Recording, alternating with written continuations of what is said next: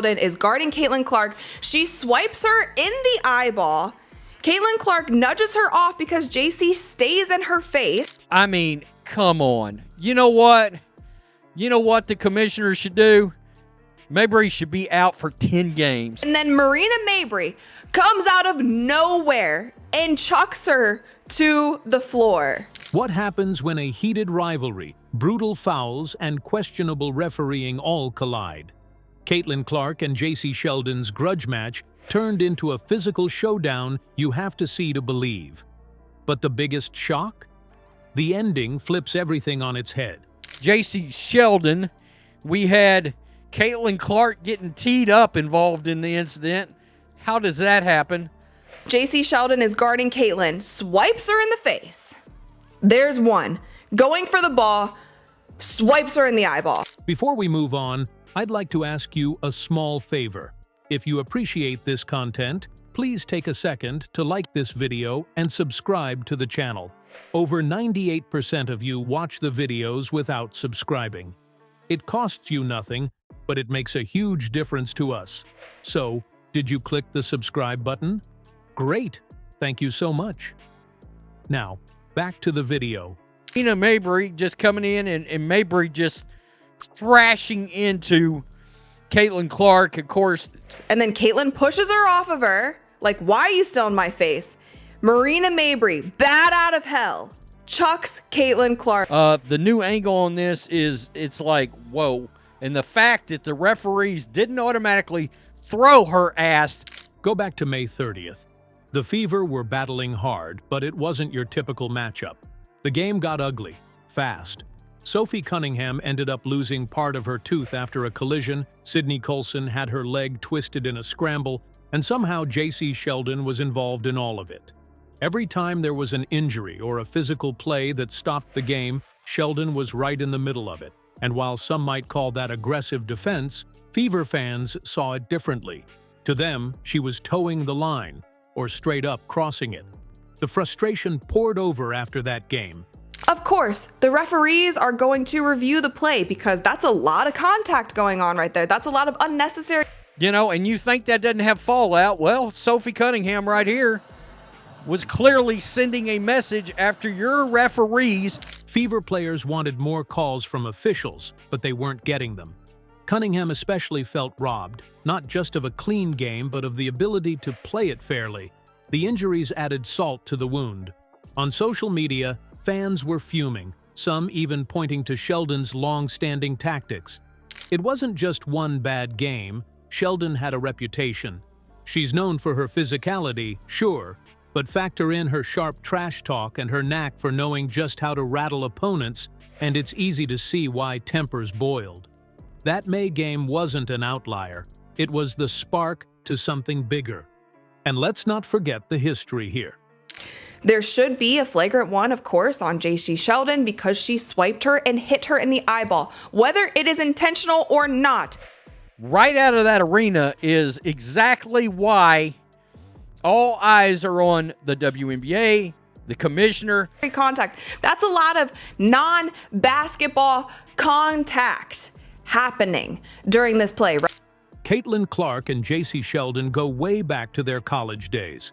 It was Iowa versus Ohio State year after year, with Sheldon always trying to throw Clark off her game.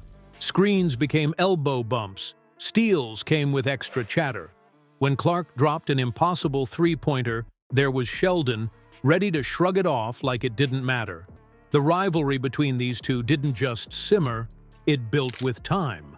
Clark took the challenges personally, which you could always see in her fiery performances against Ohio State.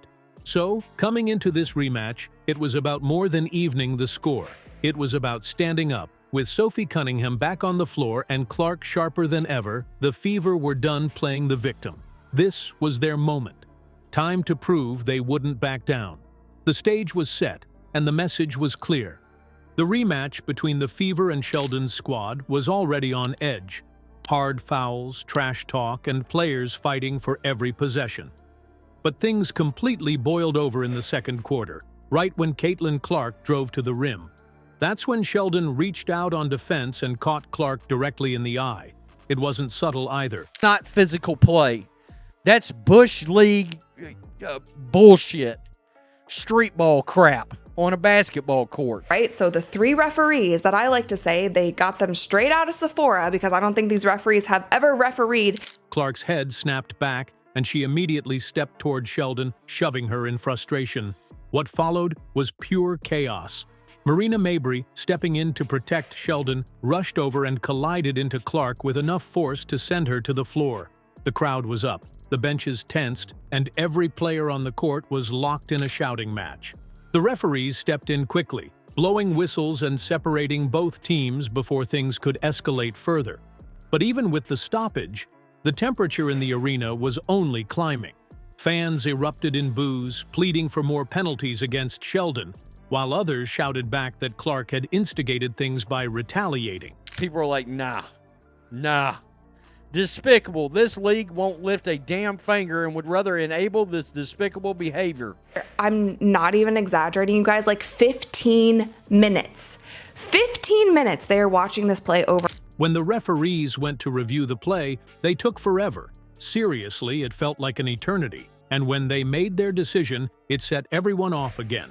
Sheldon was hit with a flagrant 1 foul for the initial poke, but Clark, Marina Mabry, and even Tina Charles ended up with technicals for how the scuffle unfolded. The Fever's bench was furious, arguing that Sheldon's foul was intentional and deserved more. On the other side, the opposing bench claimed Clark's reaction crossed the line. But here's where Caitlin Clark showed why she's a leader. Instead of staying rattled by the physical play and the lopsided officiating, she locked in. Marina Mabry is going to get ejected because that was unwarranted. She literally came out of nowhere and chucked Caitlin Clark. This miracle, this beacon of light, while it was down in some dungeon in the basement on life support. Whether it was slicing through defenders or hitting a step-back 3, she refused to let anything pull her out of the game. And she wasn't alone. Sophie Cunningham, finally back from injury, was an absolute warrior. Whether she was diving for loose balls or hitting clutch mids, she kept proving why the Fever needed her on the floor. By the final stretch, it wasn't just the Fever's offense that stood out. It was their unity. Into this beacon of light, and all these players cannot stand her. They're jealous, the players union. It looks like the whole league. A professional basketball game in their life. They took these referees, they were at the monitor, they looked at it for... Imagine not kicking Marina Mabry out after she assaults the face of the league. Every player was in sync, moving as a single force to pull ahead. The scoreboard didn't just signal victory, it shouted redemption. The Fever's win wasn't just another mark in the standings. It was a statement. After everything from injuries to heated clashes, this game showed their refusal to back down from adversity. Clark's composure under pressure and Cunningham's relentless energy defined the night. But it was the entire team's resilience that stole the spotlight. Sheldon's aggressive play may have lit the fire, but the Fever proved they could handle the heat. If you thought rivalry stayed back in college, think again. The Fever reminded everyone that determination can overpower the toughest challenges. What's next for this grudge match? Only time will tell.